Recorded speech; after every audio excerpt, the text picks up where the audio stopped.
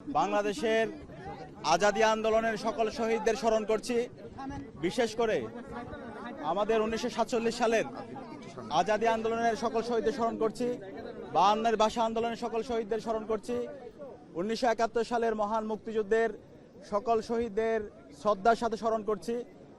90-এর স্বৈরাচার বিরোধী আন্দোলনের সকল শহীদদের শ্রদ্ধার সাথে স্মরণ করছি। দীর্ঘ ফেসিবাদ বিরোধী আন্দোলনে ক্যাম্পাসের শহীদ আবরার ফাহাদ থেকে শুরু করে শহীদ নোমানী সহ সকল শহীদদের শ্রদ্ধার সাথে স্মরণ করছি। এবং সর্বশেষ জুলাই বিপ্লবে শহীদ আবু সাইদ, শহীদ ওয়াসিম, শহীদ আলী রায়হান, শহীদ শান্ত সহ বিপ্লবের সকল শহীদদের শ্রদ্ধার সাথে স্মরণ করছি। বাংলাদেশের যতগুলো আন্দোলন সংগ্রাম হয়েছে, যতগুলো আজাদী লড়াই হয়েছে, প্রত্যেকটা আমাদের অস্তিত্বের সাথেই সম্পর্কিত। 1947, 71, 24 প্রত্যেকটাই আমাদের আবেগের জায়গা।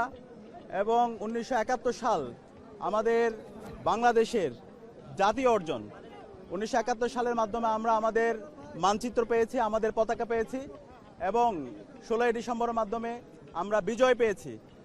আমাদের স্বাধীন ভূখণ্ডে আমাদের প্রত্যাশা ছিল মুক্তিযুদ্ধের যে আকাঙ্ক্ষা, একটি ইনসাফ ভিত্তিক বাংলাদেশ বিনির্মাণ করা, সেই মুক্তিটা আমাদের গত 54 বছরে আসেনি। বিশেষ করে গত 16 বছরে যে ফেসিবাদী কাঠামো ছিল, সেই ফেসিবাদী কাঠামোর মাধ্যমে আমাদের এই দেশের অবারিত সম্ভাবনাকে নষ্ট করে দেওয়া হয়। এই জুলাই বিপ্লবের মাধ্যমে আজকে আবার নতুনভাবে আমাদের ঐতিহাসিক সুযোগ এসেছে। আজকের বিজয় দিবস থেকে আমাদের প্রতিজ্ঞা হলো গত 16 বছরে এবং গত 54 বছরে বাংলাদেশকে যারা একটি অকার্যকর রাষ্ট্রে পরিণত করার জন্য চেষ্টা করেছিল, বাংলাদেশের যে অবারিত সম্ভাবনা সেটাকে নষ্ট করার চেষ্টা করেছে। গুম, খুন, আয়নাগর প্রকল্প এবং সর্বশেষ 24-এর যে জুলাই বিপ্লব, সেই বিপ্লবে যারা গণহত্যা এবং শিশু হত্যা করেছে, খুনি হাসিনা এবং তার দূষরদেরকে এই স্বাধীন বাংলাদেশে বিচারের আওতায় নিয়ে এসে এই স্বাধীন বাংলাদেশে ইনসাফ কায়েম করা, এটা হচ্ছে আজকে আমাদের প্রথম প্রতিজ্ঞা। এক্ষেত্রে ইতিমধ্যে খুনি হাসিনার রায় এসেছে। হাসিনাকে দিল্লি সন্ত্রাসী এই খুনি হাসিনাকে আশ্রয় দিয়েছে। আমরা অন্তর্বর্তীকালীন সরকারের কাছে অনুরোধ করছি এই খুনি হাসিনাকে দ্রুত সময়ের মধ্যে দিল্লি থেকে বাংলাদেশে এসে তার রায় কার্যকর করতে হবে। এবং একই সাথে যত অপরাধী, যত গণহত্যাকারী এবং শিশু হত্যাকারীরা দিল্লিতে আশ্রয় নিয়েছে, তাদেরকে দেশে এনে স্বাধীন বাংলাদেশে তাদেরকে বিচার করতে হবে। সেটা হচ্ছে আজকে আমাদের বিজয় দিবসের অন্যতম একটি প্রতিজ্ঞা। এবং একই সাথে আমাদের সহযোদ্ধা, যিনি সবসময় আগ্রাসনের বিরুদ্ধে, আধিপত্যবাদের বিরুদ্ধে যিনি সবসময় কথা বলেছেন এবং এই জুলাই বিপ্লব পরবর্তী নতুন যে বাংলাদেশে আমরা স্বপ্ন দেখছি, সেই বাংলাদেশের জন্য যিনি কাজ করছেন, আমাদের সহযোদ্ধা শরীফ ওসমান হাদিকে সন্ত্রাসীরা গুলি করে মারাত্মকভাবে আজকে আহত করেছে।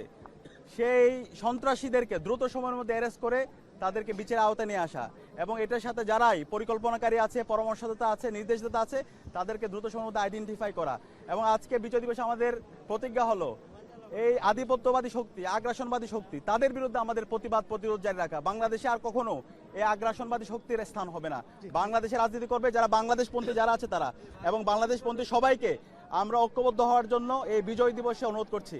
আমরা আশা করছি আমরা সবাই মিলে, যারা বাংলাদেশপন্থী আছে, যারা দীর্ঘ ফেসিবাদ বিরোধী আন্দোলন করেছে, আমরা সবাই মিলে আগামী সুখী সমৃদ্ধ ইনসাফ ভিত্তিক বাংলাদেশ বিনির্মাণ করব। 4 গুণ শক্তিশালী এনজাইম ও অধিক ফেনা সমৃদ্ধ অরিক সিলভার ওয়াশ মাত্র 70 টাকায়।